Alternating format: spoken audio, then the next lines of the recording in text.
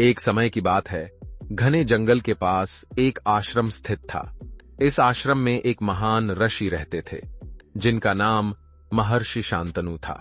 वह न केवल योग और ध्यान के अद्वितीय ज्ञाता थे, बल्कि प्राचीन प्राणायाम के विज्ञान में भी गहरी समझ रखते थे। उनके शिष्य उन्हें देवता के समान मानते थे, क्योंकि उन्होंने वर्षों की तपस्या और साधना से अद्भुत सिद्धियां प्राप्त की थीं।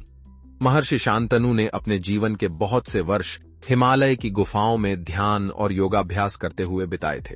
वह कहते थे कि मानव शरीर और मन का सबसे महत्वपूर्ण हिस्सा उसकी सांसें होती हैं।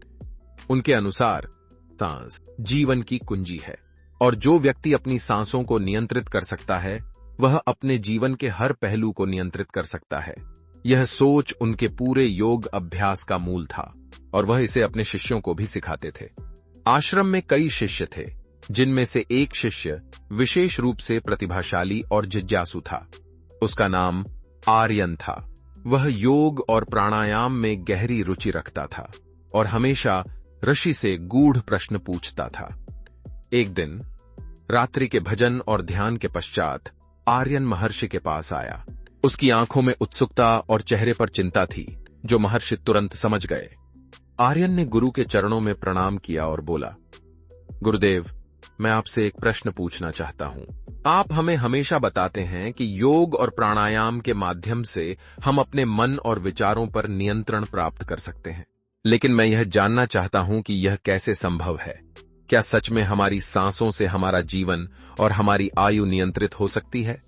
महर्षि शांतनु ने मुस्कुराते हुए आर्यन को देखा और बोले, पुत्र, यह सत्य है कि हमारी सांसें ही हमारे जीवन की गति और उसकी गुणवत्ता को निर्धारित करती हैं। जैसा कि तुम जानते हो, हर प्राणी की सांसों की संख्या और उसकी जीवन शैली के बीच गहरा संबंध होता है। उदाहरण के लिए, एक कुत्ता जो 1 मिनट में 27 से 28 बार सांस लेता है, उसकी जीवन आयु लगभग 10 से 12 साल होती है। वहीं एक इंसान जो 1 मिनट में 14 से 15 बार सांस लेता है, वह 80 से 100 साल तक जी सकता है।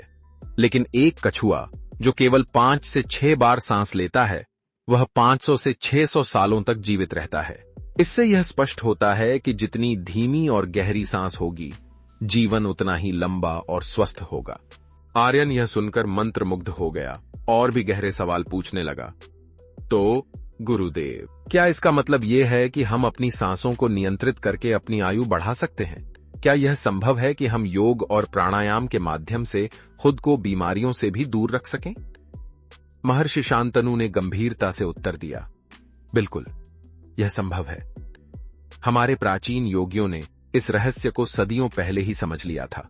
उन्होंने देखा कि सांसों की गहराई और उसकी गति का सीधा संबंध हमारी शारीरिक और मानसिक स्थिति से है। अगर तुम ध्यान दोगे तो पाओगे कि जब तुम क्रोध में होते हो, तुम्हारी सांसें तेज हो जाती हैं।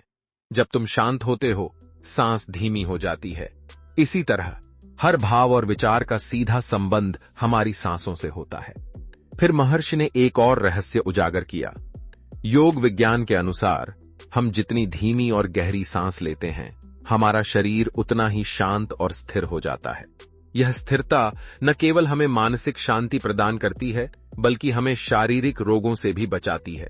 जब हम गहरी और नियंत्रित सांस लेते हैं, तो शरीर की रोग प्रतिरोधक क्षमता बढ़ जाती है, रक्त संचार बेहतर हो जाता है और कोशिकाएं स्वयं को पुनर्जीवित करने लगती हैं। आर्यन अब पूरी तरह से उत्सुक हो गया था। उसने पूछा, गुरुदेव, क्या यही कारण है कि आप कहते हैं कि योगी दीर्घायु होते हैं और वे कई वर्षों तक जीवित रहते हैं? महर्षि ने सहमति में सिर हिलाया और बोले, हाँ आर्यन, यही कारण है। सच्चे योगी अपनी सांसों को इतने अच्छे से नियंत्रित कर लेते हैं कि वे अपने जीवन की गति को धीमा कर सकते हैं। वे अपने शरीर को दीर्घकाल तक स्वस्थ और निरोगी रख सकते हैं। तुमने कुछ योगियों के बारे में सुना होगा जो 150 या 300 सालों तक भी जीवित रहते हैं। यह इसलिए संभव होता है क्योंकि वे अपनी सांसों की संख्या को नियंत्रित करके प्राण ऊर्जा का अधिकतम उपयोग करते हैं। फिर महर्षि ने आर्यन की तरफ देखा और कहा, लेकिन यह सब केवल अभ्यास से ही संभव है। प्राणायाम और योग का निरंतर अभ्यास करने से ही व्यक्ति इस स्तर तक पहुंच सकता है जहां वह अपनी सांसों को नियंत्रित करके अपने जीवन पर नियंत्रण पा सके। अगर तुम अपने शरीर और मन को स्थिर करोगे तो तुम भी इस विद्या में पारंगत हो सकते हो। आर्यन ने यह सुनकर प्रण लिया कि वह प्राणायाम और योग का अभ्यास निरंतर करेगा। वह जानता था कि यह एक लंबी यात्रा है, लेकिन वह अपने गुरु के ज्ञान और अनुभव पर पूरा भरोसा करता था। महर्षि शांतनु ने उसे प्रोत्साहित किया और कहा, सत्य के मार्ग पर चलना कठिन होता है, लेकिन जो इस पर चलने का साहस करता है उसे अमरत्व का वरदान मिलता है। सांस ही जीवन है, और जो सांसों पर नियंत्रण पा लेता है वह जीवन के हर पहलू पर नियंत्रण पा सकता है। उस रात के बाद से आर्यन ने प्राणायाम का अभ्यास शुरू किया।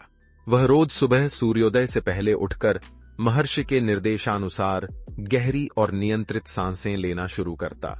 धीरे धीरे उसने महसूस किया कि उसका मन अधिक शांत हो रहा है। वह अब पहले से अधिक ऊर्जा महसूस करने लगा था और उसके विचार भी अधिक स्पष्ट और स्थिर हो गए थे। समय बीतता गया और आर्यन ने प्राणायाम और योग में अद्वितीय सफलता हासिल की। उसने महसूस किया कि उसके जीवन में अब कोई तनाव या चिंता नहीं रही। वह अपने विचारों और भावनाओं को नियंत्रित कर सकता था और उसके शरीर में असीम ऊर्जा प्रवाहित हो रही थी। ताई ही महर्षि शांतनु ने जब आर्यन की प्रगति देखी तो वह बहुत प्रसन्न हुए। उन्होंने आर्यन से कहा, पुत्र, तुमने योग और प्राणायाम के रहस्य को समझ लिया है। अब तुम भी अपने जीवन को अपने नियंत्रण में ले सकते हो। लेकिन याद रखना, यह केवल शुरुआत है। योग और प्राणायाम की गहराई असीम है। तुम्हें निरंतर अभ्यास करते रहना होगा और इसे अपने जीवन का अभिन्न हिस्सा बनाना होगा। आर्यन ने गुरु के चरणों में नमन किया और संकल्प लिया कि वह इस ज्ञान को न केवल अपने जीवन में लागू करेगा, बल्कि दूसरों को भी इसके महत्व के बारे में बताएगा। उसने यह समझ लिया था कि सांसें ही जीवन हैं, और जो व्यक्ति अपनी सांसों पर नियंत्रण पा लेता है वह जीवन के हर पहलू पर विजय प्राप्त कर सकता है। इस प्रकार आर्यन की जीवन यात्रा एक साधारण शिष्य से एक सिद्ध योगी तक की बनी। उसने अपने गुरु महर्षि शांतनु के ज्ञान को पूरी तरह आत्मसात किया और अपनी सांसों के माध्यम से जीवन के रहस्यों को समझा। वह अब जीवन को केवल जीने के लिए नहीं, बल्कि उसे गहराई से अनुभव करने के लिए जी रहा था। तो दोस्तों, उम्मीद है इस वीडियो से आपको काफी कुछ सीखने को मिला होगा। वीडियो को लाइक, शेयर और चैनल को सब्सक्राइब जरूर कर लीजिएगा और साथ ही कमेंट बॉक्स में कमेंट जरूर करिएगा।